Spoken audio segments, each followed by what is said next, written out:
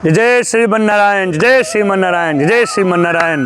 कहते हैं सखियां हमारी श्याम सुंदर से कहते हैं कि जो मैं तेरा पता जानती, खत लिखती भिजवाती, सब रसिकन को संग में लेकर तुझसे मिलने आती, राधा रानी से मिलना बहुत ज़रूरी।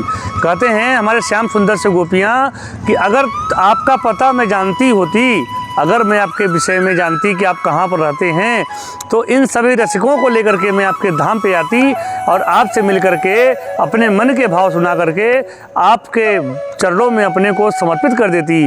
हे श्याम सुंदर, ऐसी कृपा करो, कहाँ रहते हो, कहाँ हो, किधर के आऊँ, किधर को जाऊँ।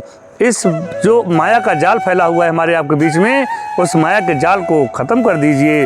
क्यों? क्योंकि संसार में आपके सिवा हमारा कोई नहीं है। ये बात आप भी जानते हैं और हम भी जानते हैं। सज्जनों, ये बात आप भी जान लीजिए, संसार में श्याम सुंदर के अलावा आपका कोई नहीं है। जो भी कहता है कि मैं आपका हूँ, वो समझ लो कि माया आपको एक तरह से भ्रमित कर रही है।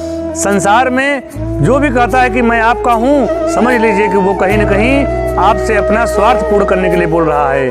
क्यों? क्योंकि स्वार्थ के अलावा संसार में कुछ भी नहीं है और स्वार्थ ही संसार की माया रूपी लीला है ठाकुर जी की। इसीलिए सज्जनों, कभी भी न किसी को समझो अपना, न किसी का हो बनो तुम अपना। जब भी बनना पड़े तो श्याम सुंदर का बनो, जब भी बनना पड़े तो बांके बिहारी राधा रमण, राधा वल्लभ लाल जी की, श्री लक्ष्मी नारायण भगवान की बनो। क्यों? क्योंकि उनका बनने के बाद संसार में किसी के बनने की चाह रहती नहीं है।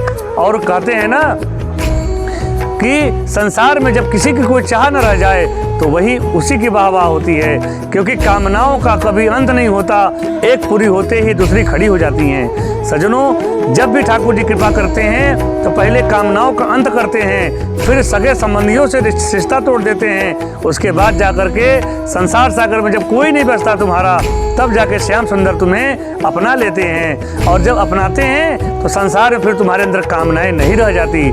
इसीलिए सज्जनों, इस सीढ़ी के अपने अंदर कामनाओं को पूर्ण करने के लिए, कामनाओं को खत्म करने के लिए, श्याम सुंदर को प्राप्त करने के लिए वृंदावन धाम में आइए। वृंदावन धाम में आकर के आपको इन सभी माया के जाल से छुटकारा मिल जाएगा और श्याम सुंदर का दर्शन और श्याम सुंदर का घर, श्याम सुंदर का धाम प्राप्ति हो जाएगी। इसीलिए सज्जनों, जब कभी भी श्याम सुंदर की याद आए, जब कभी भी नारायण भगवान की याद आए, जब कभी भी कैलाशपति श्री शिव शंकर भगवान की याद आए, तो हमेशा उनके धाम में आओ, उनके नाम का जप करो, उनके भक्तों के जन्म में, भक्तों के बीच में जाकर के सत्संग करो। श्याम सुंदर की, बालकृष्ण लाल की, श्री लक्ष्मी नारायण भगवान की, सीताराम भगवान की, यहाँ तक कि कैलाशपति शिव भगवान की, उनकी सभी की लीलाओं का श्रवण करो, लीलाओं का गान करो। और हो सके तो संसार सागर को छोड़ करके श्याम सुंदर के हो गए, ऐसा हाथ उठा के बोल दो कि हम हाथ उठाकर कहते हैं हम हो गए अन्य। इस भाव को जब लेकर के चलोगे तो संसार में कोई भी तुम्हारा बाल बाका नहीं करेगा। और हमारा बार बार निवेदन है कि जब भी कभी जाओ श्याम सुंदर के पास, तो हमेशा अपने साथ अनेक भक्तों को लेके जाओ। क्योंकि इसका लाइन का यही भाव है कि जो मैं तेरा पता जानती, खत लिखती भिजवाती, और सब रसिकन को संग में लेकर तुझसे मिलने आती। यहाँ सब रसिकों को साथ में लेने की भाव हो रही है, अकेले की नहीं। यानी कि श्याम सुंदर हम तो मिलेंगे, साथ में जो भी आपके भक्त हैं उनको भी मिलाने की कामना करते हैं। आप हम पर कृपा करो, लेकिन हमारे साथ जो भक्त लोग आपके भजन कर रहे हैं उन सब पर भी कृपा करो। यानी भक्त जो चाहता है कि हमारा तो कल्याण हो, साथ में जो भी श्याम सुंदर का अपना है सबका कल्याण हो जाए। एक भक्त ही ऐसा होता है जो कभी नहीं चाहता कि किसी भक्त का अहित हो। और ये जान लीजिए, आदमी धर्म से भ्रष्ट हो सकता है, कर्म से भ्रष्ट हो सकता है, लेकिन कभी भी भक्ति से भ्रष्ट नहीं हो सकता। भक्ति कैसे भी हो, किसी भी भगवान की हो, किसी भी समय हो, वो हमेशा आपको प्लस पॉइंट यानी कि श्याम सुंदर के करीब ले जाती है।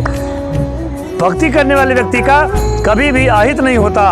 भक्ति चाहे तुम ठाकुर जी की कोई भी सेवा करो, भजन करो, कीर्तन करो, परिक्रमा लगाओ, या उनके लिए तुम अखंड जप करो, कुछ भी करो, श्याम सुंदर का जो भी करोगे वो सब तुम्हें भक्ति बढ़ाने वाली है, तुम्हारा कभी भी अहित नहीं करेगी। संसार में आपने सुना होगा कि कर्म से भ्रष्ट सुना होगा आपने, तप से भ्रष्ट, ज्ञान से भ्रष्ट हुआ होगा, सुना होगा, लेकिन कभी भी भक्ति से भ्रष्ट नहीं सुना होगा।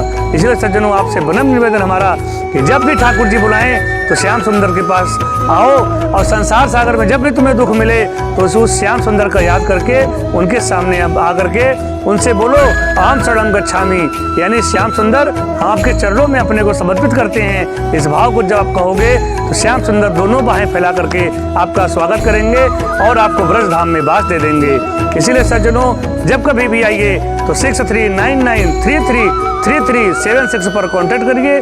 वृंदावन धाम भी आइए, परिक्रमा लगाइए, ठाकुर जी के दर्शन करिए और संतों के दर्शन करिए, संतों के साथ सत्संग करिए, श्याम सुंदर की लीला कथा का श्रवण करिए, और श्रवण करने के बाद अपने चित्त में उस लीलाओं को उतारिए, और जब चित्त में उतर जाएगी लीला, संसार सागर से तुम मुक्त हो जाओगे।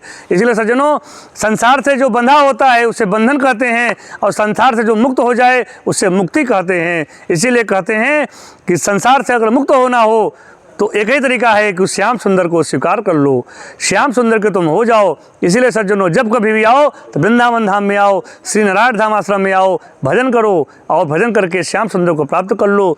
इन्हीं शब्दों के साथ आपसे हम बार बार निवेदन करेंगे कि वृंदावन आओ और वृंदावन धाम में आकर के सबको साथ में भी लेके आओ और आकर के भजन करो। जय जय श्रीमन नारायण, जय जय श्रीमन नारायण, जय श्रीमन नारायण।